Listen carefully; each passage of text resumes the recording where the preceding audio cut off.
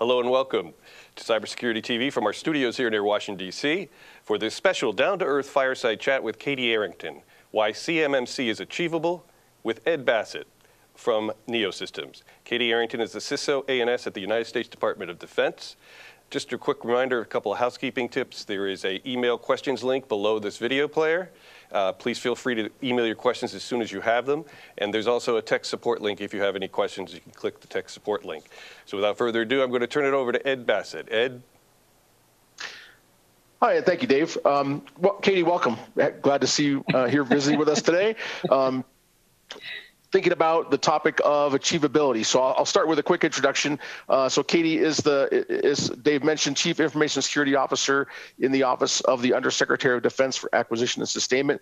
She leads the CMMC effort for DoD and is a very effective change agent for this far-reaching program that promises really nothing less than to reinvent the role of security in DoD buying decisions. So that's a big task with a broad reach, right? 300,000 plus companies that comprise the defense industrial base. Today, we're going to talk about achievability and what we all need to do in order to achieve CMMC's promise and change thinking, motivations, results across a pretty wide swath of American business. So Katie, welcome. Thanks for coming here today. Thank you. Sorry for my tardiness.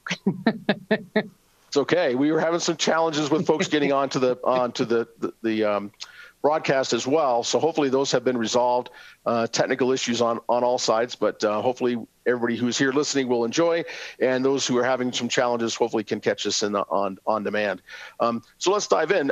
We've all heard the basic story that was laid out very well in MITRE's Deliver Uncompromised report, a couple years old now, but still does a really nice job of explaining what's going on in the world. State-sponsored adversaries are eating our lunch, and they love to go after the weakest link.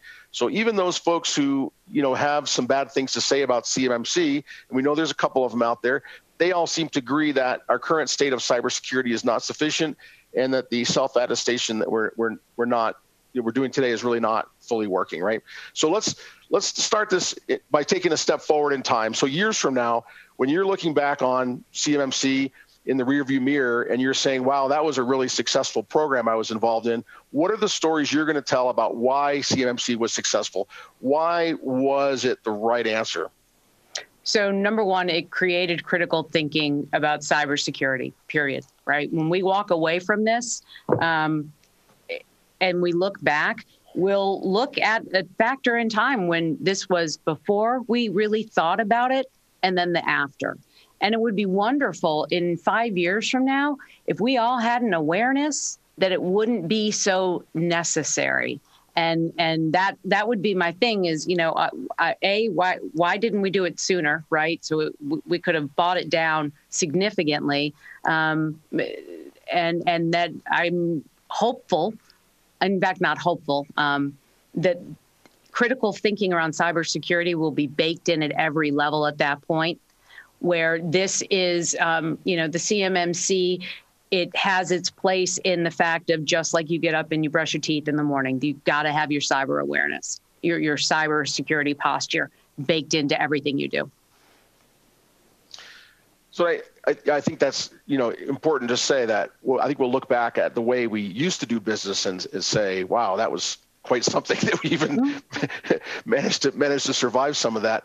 I think as I think about achievability, I think about the role of all folks in making that happen, right? So achievability is not just about how CMMC is designed or how it's implemented at the DoD, but about all the players in the ecosystem and how they do. So I think everybody agrees that we need to do a lot of work to get to the weakest links. They're weak for a reason. And there's some concern that CMMC makes a barrier to entry for specifically small and mid-sized businesses that want to do business with the DoD. The concern is this barrier is going to limit the DoD's access to the most innovative ideas, and we obviously can't let that happen, right? So looking at the cyber hygiene requirements of level 1, that's pretty much in line with typical commercial practice for small companies. So not a big lift, at least hopefully not a big lift. It's a hurdle that people should be able to get over. But above level 1, what is it we need to do to make sure that certification is accessible to those companies?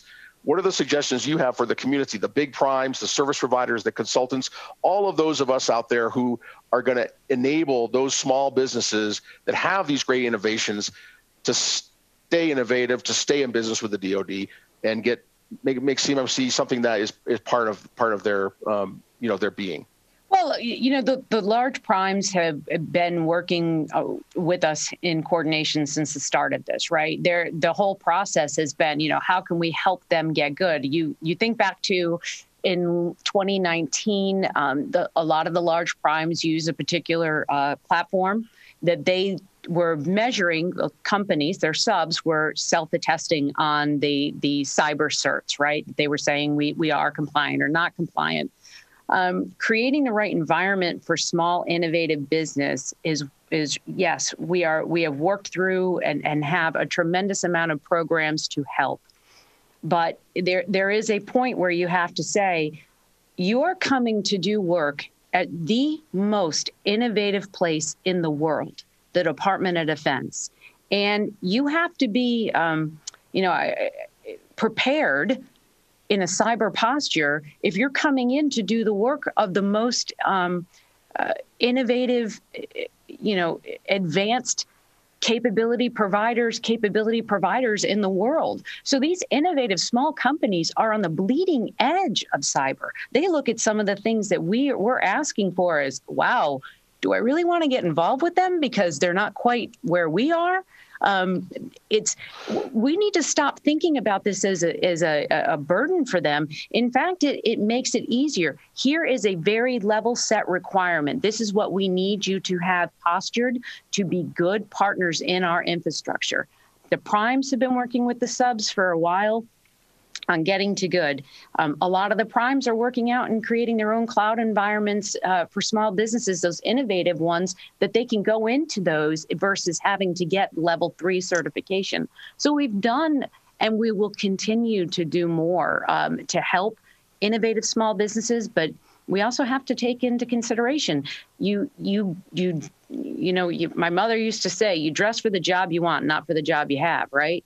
So if you're an innovative small business, know that your cyber posture and those of research institutions and academia, it starts with you. You are the hubs. And if you're not cyber hardened, if you're not at the best cyber posture, by the time it gets to an acquisition program and a large prime has been issued a contract, the adversary already has it.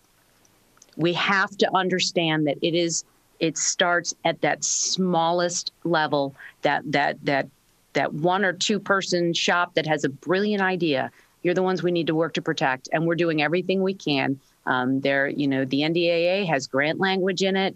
We're working with the PTAX, the Office of Small Business, Project Spectrum, the Small Business Administration, to give resources to help.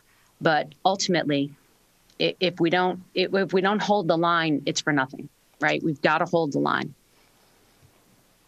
Agreed. So you mentioned the level playing field and making sure that people understand what they have to do to comply, right? So I think that's been a challenge with the previous standard is interpretations are wildly different. Yep. And there wasn't a lot of places to go to get an answer. And I think with CMMC, there's an ability to go and get a definitive answer. Mm-hmm. So the CMMC standard brought in several other standards. It has its roots firmly in NIST standards, but it is DoD specific, right? It has some things in there that at this point came from other places in the world, but have been brought together as this new standard. There's some out there who say it's not a good idea to have a DoD specific standard, that we should be relying on some of those other standards as they exist. So why is it important to create a new standard? I mean, you mentioned the level playing field. Is that the reason? Are there other reasons why we needed a new standard to bring these things together? So it's not a new standard. The NIST is the NIST 171 is the basis. And back when we started creating this, it was the 171B Bravo, which is now 172, right? So NIST 171 is the basis. We had an additional NIST standard coming online. So it's not a new, it's just an auditable, accountable, trackable way that we can get a audit that companies are doing what the NIST requires, and that there's a buildup, right? The difference between CMMC and NIST 171 is that CMMC level 1 has requirements that contracts need to have that we didn't have with the NIST because it was all or nothing, right? It was 110 controls at that DFAR rule that was, that is 7012, and a FAR requirement down here. And that they didn't equal, right? We needed to get that so every contract had some form of cybersecurity in it. That's what the CMMC does. And we should understand that the NIST 171 was born of 53, and they created the 172. And the ISO 27001, the NIST cybersecurity framework, they're all saying many of the exact same things in just different terminology. So the model that was created was that it was executable, it was auditable, it was trackable, and that we could determine how much we needed to pay for it. I think auditable is the game changer, right? In that, I think that was the challenge before, is that people would say they were compliant and maybe we did or didn't know exactly what that meant, right? But I think now if somebody has the certification, there's a pretty clear understanding of what that means.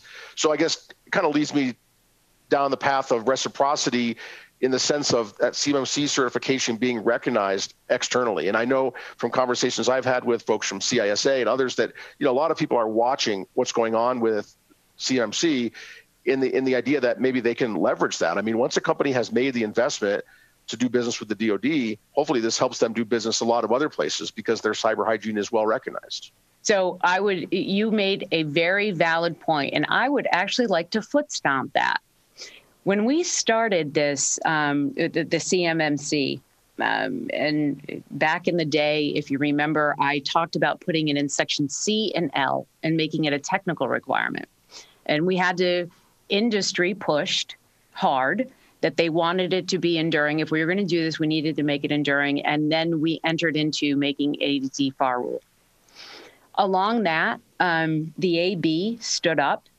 And one of the requirements that we imparted was the ISO standard, right? That if we made it, if the AB, if we made a model, the AB had to have the standards, right? The right protocols, the OCI issues that would make it internationally comply with the ISO standard. So that was part of the baking in the process. I would say that's also been the thing, right? I love as you look at that, right, there are different ways that ISO compliance, right? What ISO standard do you go with, right? That was a big discussion that we've had for the better part of 6 to 8 months, because is it, ISO standard 17011?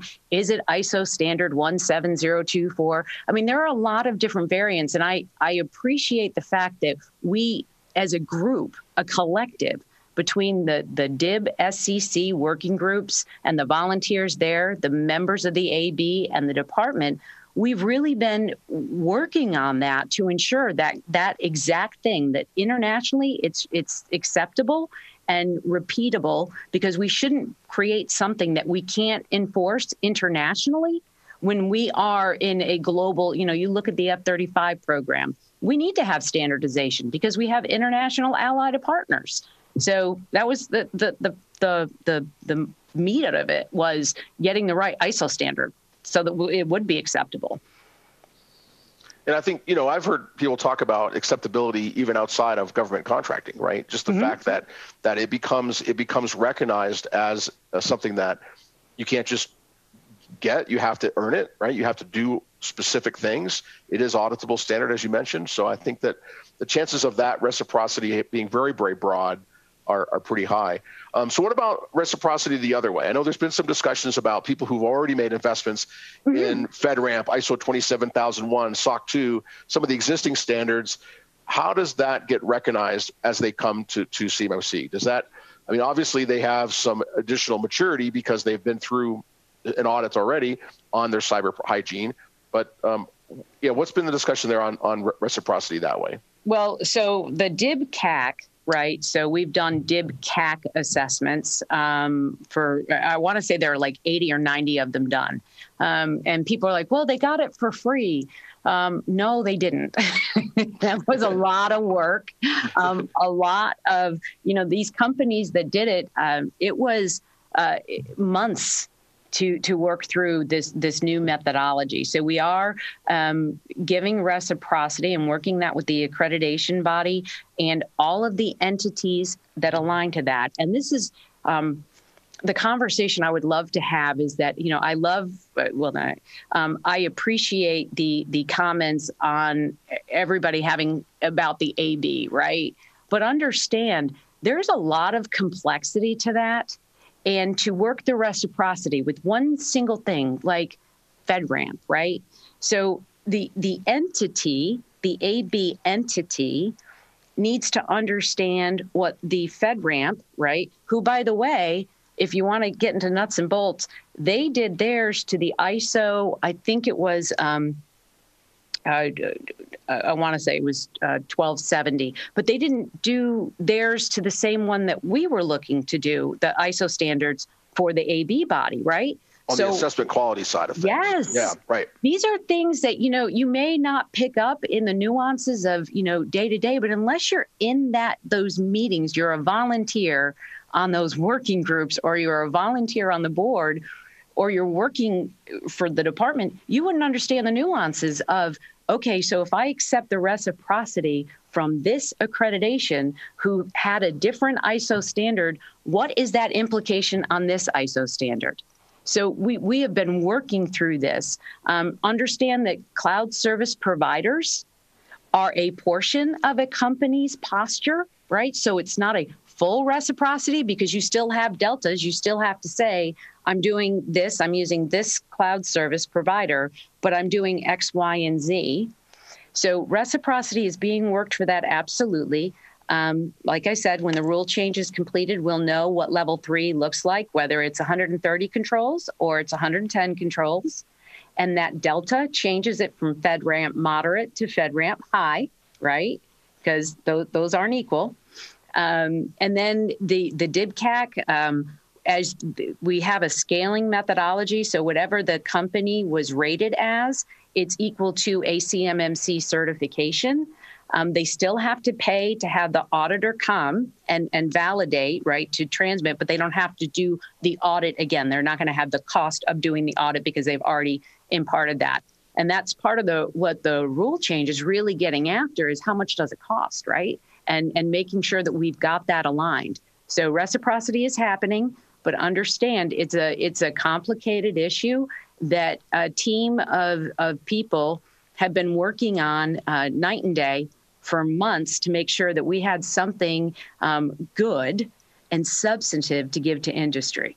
So there's a lot of complexity to it, and I understand that exact thing of what FedRAMP actually got certified to and what the accreditation, the ISO standards are different. So one of the audience questions that just came in is there a timeline for that reciprocity that you talked about with, say, FedRAMP? Is that something that is in progress with a defined timeline, or just something that's being worked on? It's worked on. I mean, but that's back to the whole thing, and it's hard, right? So know that level 1 and level 2, and most of the controls in level 3 are all going to be the same. When the rule change, when we come out of the wash on the rule change, we'll know what that delta is. So is it prudent to waste legal resources to do the reciprocity and then it can change? Do you do the reciprocity after? So no, as soon as that rule change is through, we'll know where we are and it'll be very succinct. But until then, it's this delta, right? That 20 control delta on level 3 is a big deal. So question coming in on this, it says, basically the quote maybe that you had in another article you did that talked about maybe holding off on spending money on the contractor side until that rule change is finalized. So no.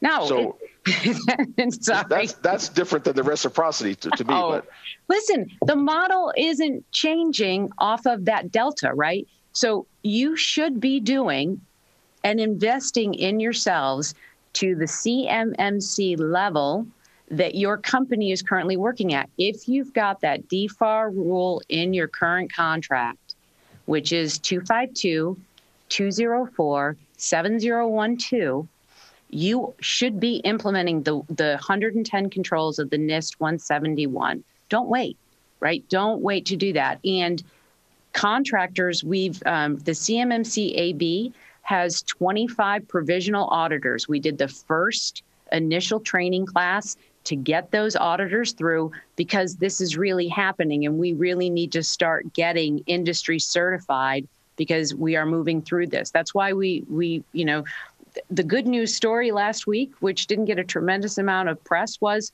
we have 25 provisionally certified auditors, right? How did we miss that? How did we've gotten here get distorted? Just unbelievable. I'm in awe of the community that got us to that point.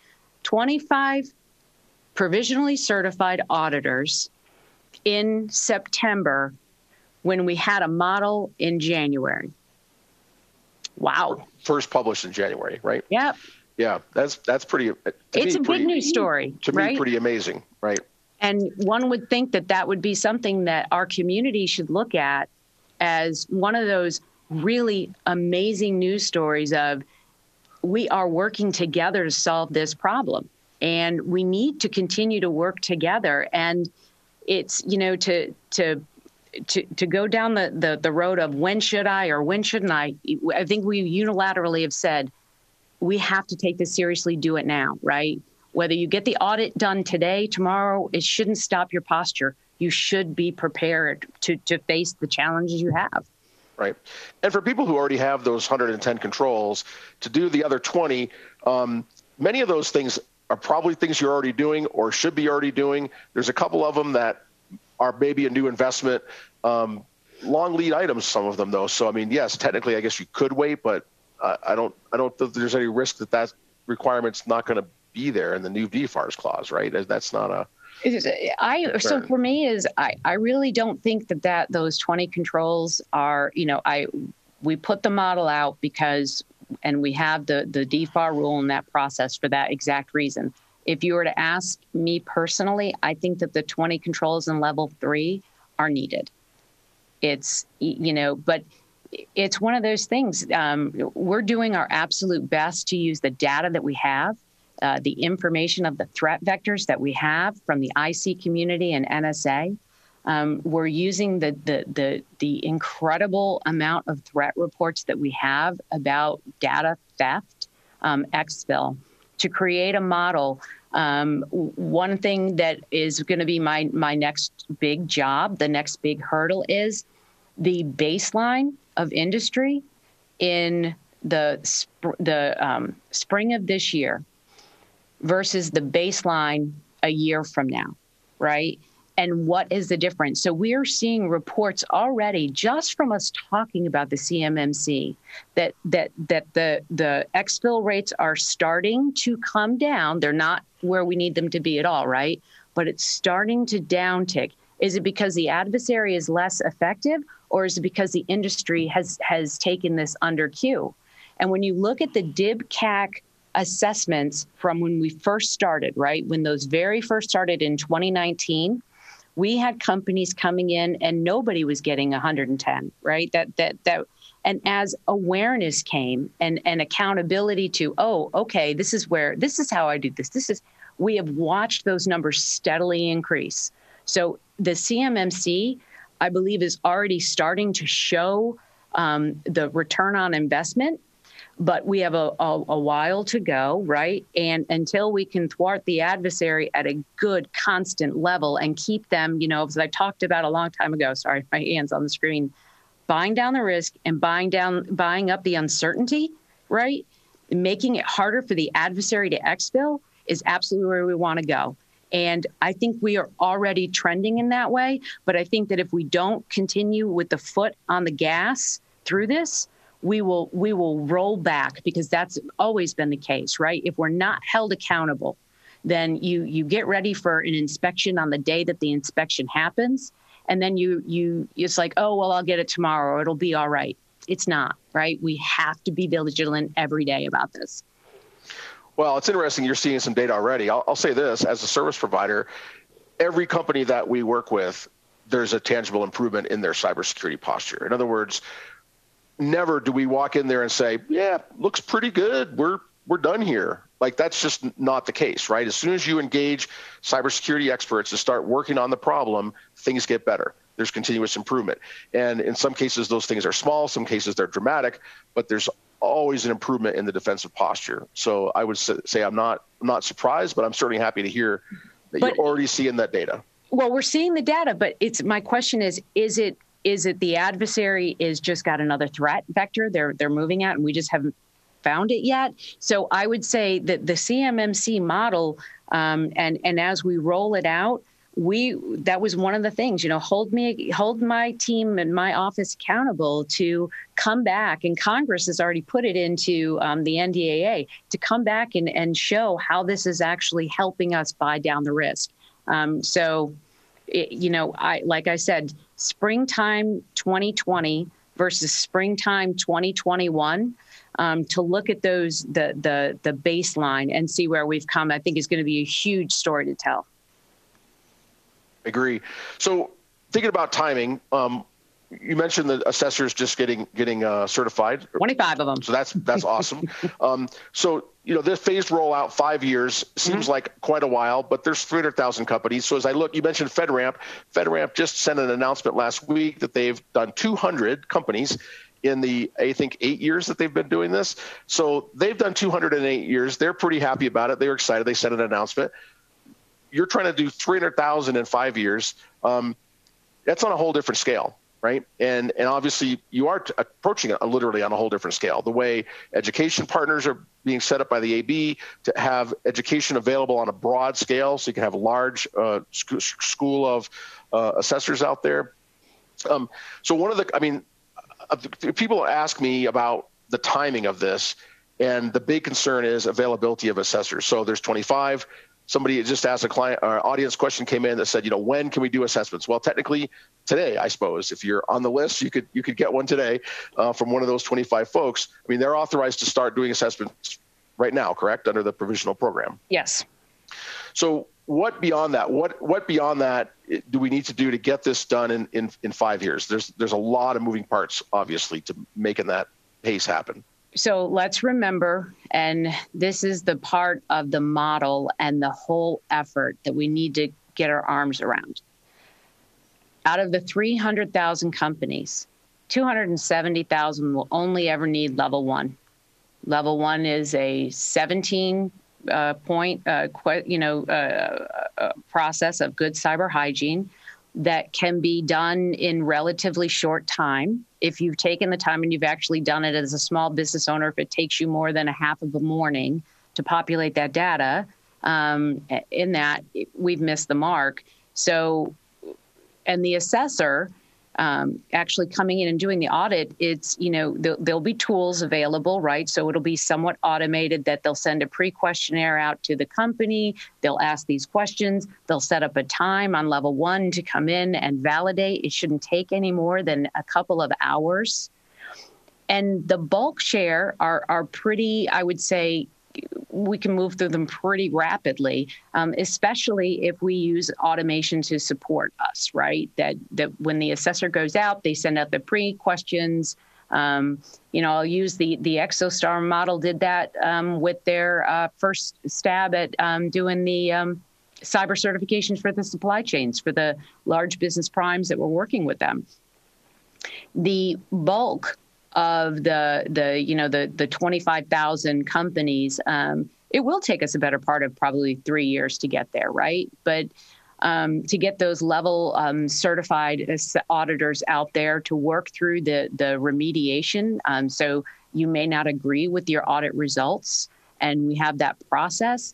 But I think the bulk share will get done within the first couple of years on the level 1. I think it's going to go much faster than industry is positioned, or not industry, that people have the expectation, right?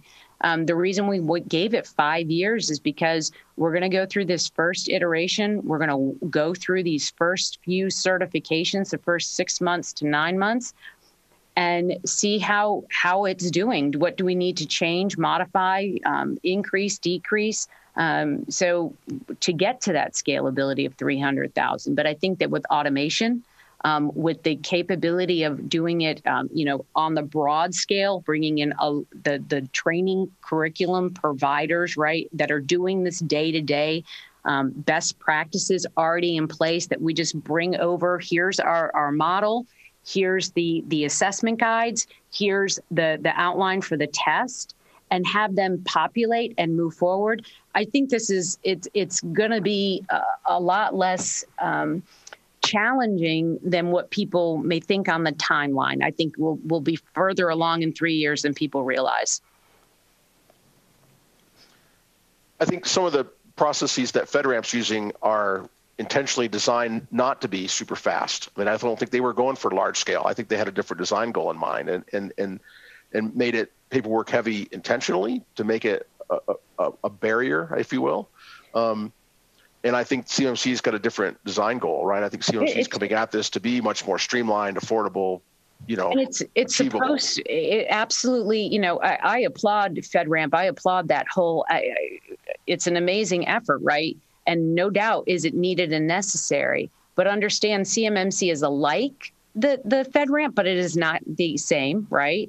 And FedRAMP is on cloud service providers. It's very hard to define, right? That takes a lot of discussion about, you think about how cloud is structured. It's not easy. If it was easy, we would have had them a long time ago.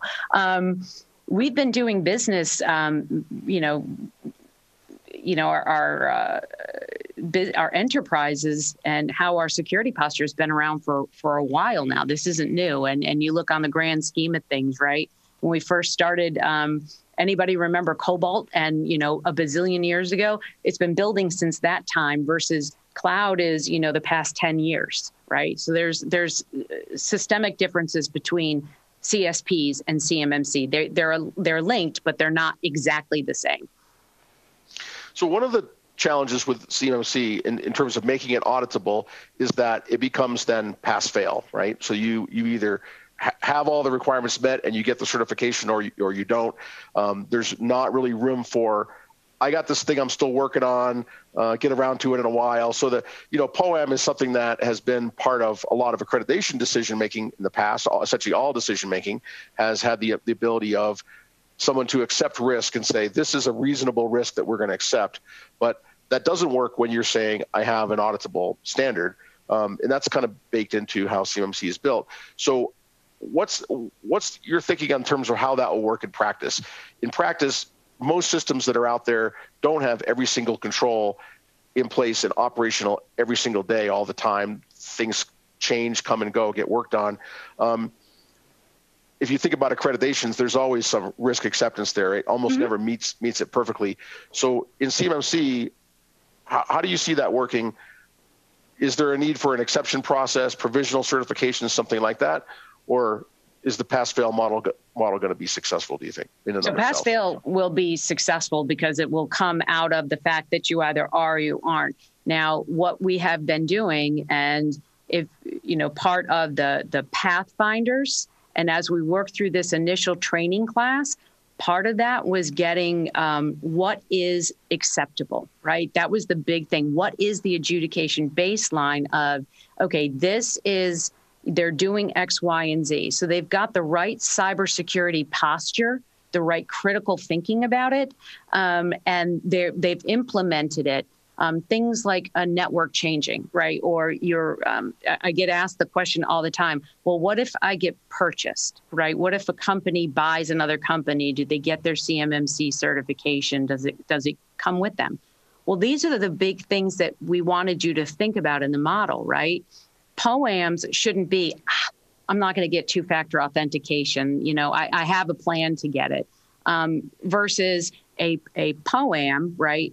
After certification that you are buying a company. Well, you have a timeline, right? You've got to figure out the architecture. You've got to figure out how do you get the two networks to communicate, the decision factor. Are they going to communicate? Are they going to be interlinked?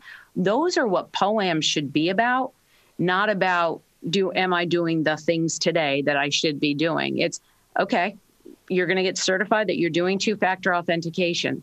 You may choose in 6 months to a year from now to change the way you want to validate that. That would be a POAM, right? That's different. So we needed this class, this initial class, and the initial training, the initial assessments was really part of our learning. Have we created the curriculum right? Have we the assessments as the auditors come out, right? That they see things in the same lens, because that's a big deal, right? Everybody needs to accept that this is the baseline for that. And you can repeat that process again and again and again, so that you get a certification from an AB approved auditor at one site in we're in Washington, D.C. It'll be the same type, right? The same baseline that you'd get in San Francisco at another auditor. And getting that right has taken us, we've been working on it. That's a huge challenge. Yeah. So in terms of the role of the POAM, I'll give an example that's kind of my poster child is, FIPS 140-2 validated encryption. Mm-hmm. Most systems ship with that not on a default basis, because most commercial providers or commercial implementations would prefer other encryption that might be faster, more efficient, that sort of thing. So it's typically not the default. So for most people who that's a new requirement, they need to go turn it on. Yep. And when you turn it on, sometimes systems break. And so then the question is, okay, I want to use it. I'd like to use it, but my system's broken. In FedRAMP, there's this notion of like a operational requirement, right? So if you say, hey, my system doesn't work, if I do this way, I need to do it this other way. There's an ability to make some risk acceptance decision around that. And I think what I heard you saying just now is there's some room for that kind of thinking within CMMC. It's not necessarily pass-fail at that level, right? In other words, if you have FIPS 140-2 turned on in 57 places, but the 58th place, it didn't work, and you've documented that, I'm hoping that's not a fail. So I would say that the challenge is that, yes, you would think in the perfect world that would be a good example, right? But then you're leaning into the other side of it, which is where I stand, right? That one system that you didn't put FIPS 140 on and you didn't encrypt is the one system the adversary hit. What's it worth, right? So this is all part of the process. It's going to be not, I don't want to say the word challenging, because I don't believe that. It's just getting an awareness and how you're going to bridge that gap with the auditor to be able to validate the capability, to say that you have done it and sufficiently to achieve the certification. POAMs are hard, right? We in the department have that same, when we have to fix something and get right, you balance that out with resource, capability, workforce, everything. So I know it's a hard barrier for some people to think about, but on the other side, the go, no-go decision and making it this way is much more, I would say, amenable and understandable when you look at the interconnectivity of how we're all connected. Is it okay for me not to wear a seatbelt because I think that I'm really, really good at driving, or is it you wear the seatbelt? This is how you reduce the risk of the driving on the road with the rest of us, right? So that's a hard one for people to get their arms around. But if we gave exceptions, the exception always becomes the rule. And that's the problem that we have today, right? When we say it's I'll get there, or that's going to break other things. Well, what do you need to do to fix it, right? What are you doing to buy down the risk of having that system not encrypted? And do you understand the risk that you're assuming by not doing that? This is the big part of CMMC. Is you may think it's an acceptable risk, but you're only doing it for you. I have to take, and the job in the department is, you guys are one instance of 300,000 that create the fabric of our national defense. Your risk assumption is something that you may say, I've got that and I'm working it. But do you realize the interconnectivity and how everyone else is responsible and will be, if an exfil happens, are exposed to your risk decision? That's why we created the model to say, no, this is the level set, go, no go. We're all getting into this place together, and this is our risk acceptance.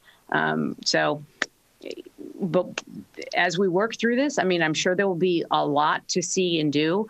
In the CMMC Pathfinders, where we've actually gone out and assessed companies, there were very few ambiguity questions. I'll be very honest with you. There were not a lot of, we're not there yet. It was they were beyond level 3 on most instances. We were certifying to level 3, and they exceeded it already in what they were doing. I think the FIPS, I mean, I just use it as an example, but it's a case where I wouldn't say this, the alternative is don't encrypt it at all. That's a pretty risky alternative. The alternative would be to use commercial encryption that comes with all commercial products today and is not FIPS 140-2 certified, but is still pretty robust in the grand scheme of things, right? Yeah, but on the flip side, though, right? There's a reason why you go through the FIPS 140-2, certification, and there's a reason, right, that we have product and encryption on that baseline, because all of the things in that are really, really important, right? So if you were to take just a software build, right, and you go through the entire process, you do the FIPS 140 certification on the actual algorithm, right? But you don't do it in modeling, right? You don't get the certification on the modeling side. Well, does it really matter that your algorithm is right if you're not actually putting it out into the environment correctly? It doesn't, right? It doesn't matter how good you build the house if you forgot the glue. So there's a lot to this. It's a very sporty discussion, though. And I think, it's so to the seatbelt analogy, though, it's not the same as not wearing a seatbelt. It's about, the seatbelt is supposed to be positioned right here on your shoulder, but maybe you temporarily move it down here because you have a sunburn there that's hurting. Yeah, but your insurance company isn't going to say that was okay, right? You were not using it as it was given to you and given the safety restrictions. Your insurance company wouldn't, if you didn't apply the precaution, the risk measurement appropriately, they wouldn't cover you. Fair enough. So let me shift to the supply chain a little bit. So The large contractors in particular, they have these really big, complex supply chains. And so if there's a missing certification down in that supply chain somewhere, what are the impacts on that prime? So if a lower tier subcontractor fails to get certified, then there's a concern that, the primes that use them are going to have to find sort of an emergency replacement, right? Is that immediate? Or is there a notion of a grace period or time or anything like that? Well, versus, if you have a supply chain of 1,000 people and one of those guys misses their cert, do you have to fire them instantaneously? What's the? Well, that's why we took the process, right? So industry, it's you can't ask for, have your cake and eat it too, right? You want us to implement the standard. You want us to take appropriate time to ensure that the entirety of the supply chain has the capability to gain their certification. But you want us to make sure that there's exception to every process, every company. So we're trying to balance all of that out in a fair, executable manner. So no, our intent is not that when we release an RFP, that there are enough auditors to get to that entirety of that supply chain before the prime goes to contract award. That's why we moved and shifted it all, downstream to at contract award. What we've seen on 889B as an example, right? That waterfall down that supply chain is not as succinct as one would think, right? Due to contract privity. Where you're rolling subs on, you're rolling subs off, you may not be starting this piece of work. So we do understand there will be some movement there, but our intent is not, and I would say in the first 2 years, as we roll this out, we in the department are going to be working with the accreditation body to ensure that we do not keep anyone out. That's been our big challenge of when we release the RFPs that actually have the CMMC in it, will we have enough auditors to do it? and do it effectively, because we do not want to get in the way of acquisition, and we do not want to get in the way of businesses being able to create revenue. I mean, that's, if you look at a perfect storm of the past year with COVID and how we've done that, the department senior leaders have worked heaven and earth to ensure that we keep the industry as cohesive and functioning and fluid as possible. By no means would we ever do anything to impede that with the CMMC. So we're going to do this thoughtfully. That's why it's a staggered process. We'll work through the first few till we get the banter, the rhythm down, and be patient with us. That, you know, there is goodness in this, and there is a lot to be said for you know, getting these as a level set standard, making it audible, repeatable practices to buy down the risk. Good. Yeah, good to hear. And I think, you know, I mean, I feel like I'm sort of expressing a lot of fears that aren't necessarily my fears, but they're things that I hear people concerned about. And I think those having answers and understanding how, from a policy making perspective, you're going to address those things is really helpful. And that's to be expected. We all need to understand. We all understand that change is hard, right? We're making a huge cultural shift. You don't want to go and over communicate, and you know, we want to make sure that industry understands we're being thoughtful. We're being, as we're collaborating with industry on everything that we're doing our best in, you know, trying to mitigate all of those risk factors. Because remember, I am from the industry. I understand the concern, and absolutely, it's paramount on Ms. Lords, the Undersecretary of Defense, you know, that for acquisition and sustainment, all the way up to the SecDef, all of the service acquisition executives.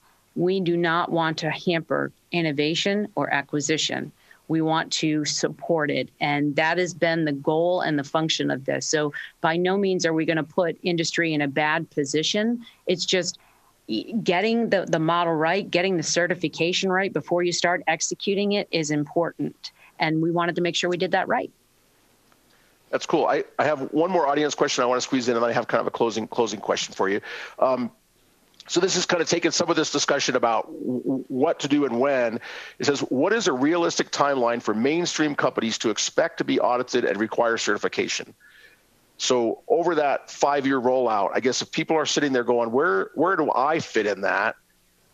What's the thinking? I would definitely say 21 is going to be a big, robust year, right? A lot is going to happen in 21. Calendar year 21, January 2021 through December 31st. I think that year you're going to see, you know, as like anything, you know, once you get the machine moving, it's going to start rolling out.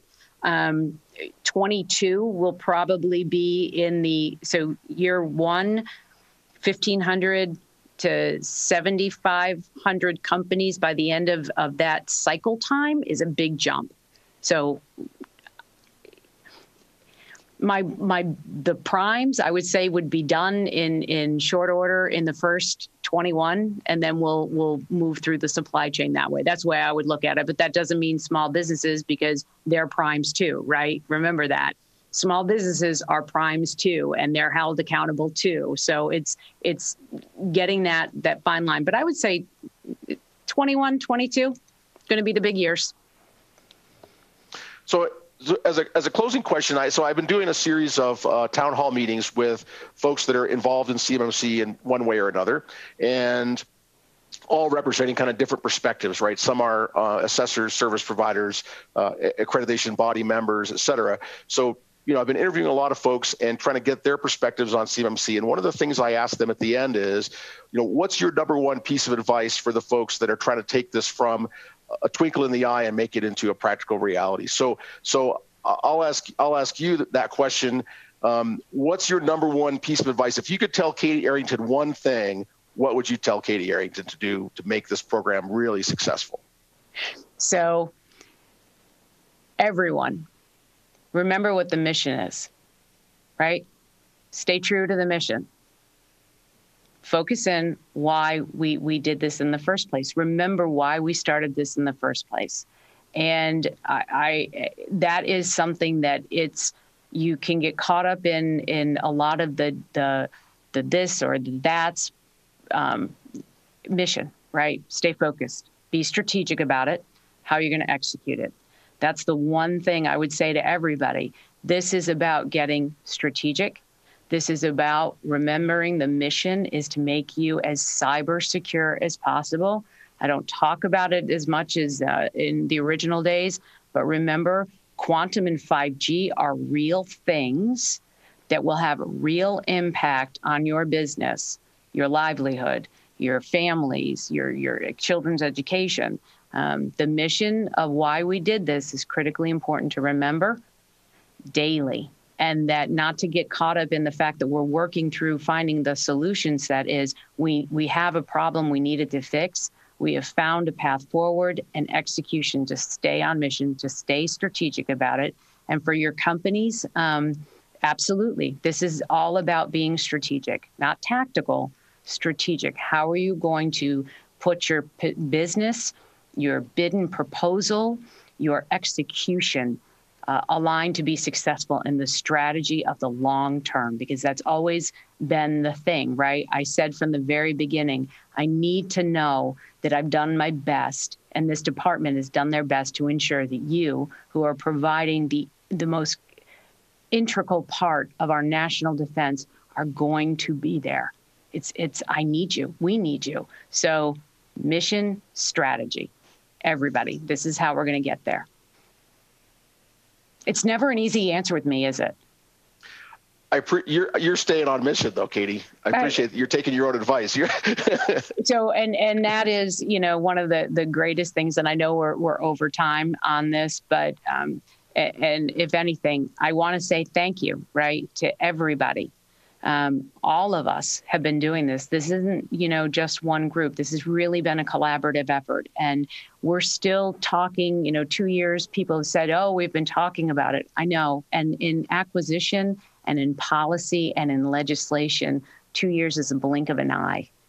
And these are still early days. Very early days. Very early days. And for me, the fact that the department as a whole, and Congress and the National Cyber Solarium and the other, federal partners have gotten on board on this is because it's a big deal. And all of us matter. And the voices that we have, I'm so proud of the department. I'm so proud of what these, the AB, the volunteers, the DIB SCC, all of you that are paying attention today.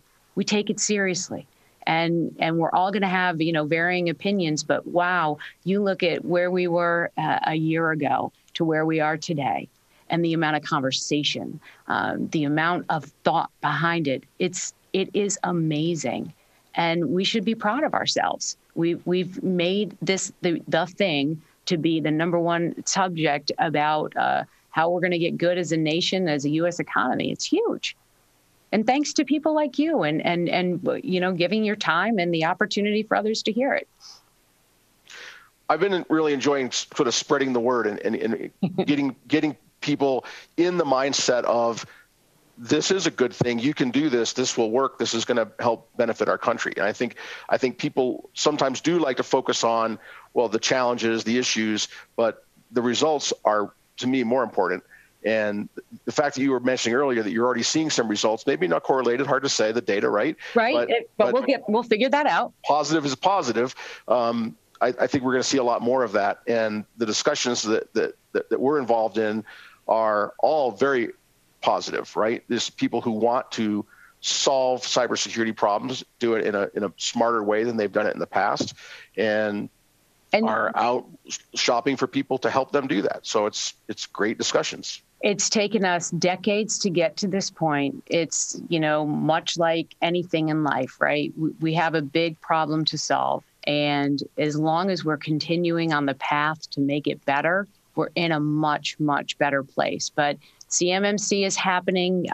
It is real. The department has committed to it. Congress has committed to it. So lean in. And let's keep the positive communication going. It's the only way we're going to solve this problem is communication, collaboration, and the strategic eye on the prize. Well, Katie, I want to thank you for joining us today. Audience members, hopefully this was very interesting and valuable to you. So I appreciate your time in spending it here with us. Stay tuned. We've got some more events coming up. Uniting Women in Cyber, Katie's supporting us with, coming up here in October.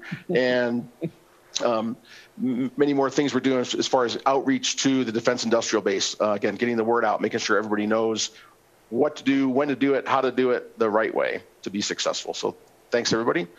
Back to you, Dave. Thank you very much, Ed. You've been watching Down to Earth Fireside Chat with Katie Arrington. Why CMMC is Achievable, featuring Ed Bassett during this last webcast here at Cybersecurity TV. We'll have the archive up ready to view within 24 to 48 hours. For Cybersecurity TV from our studios here near Washington, D.C. and NeoSystems, thanks for joining us.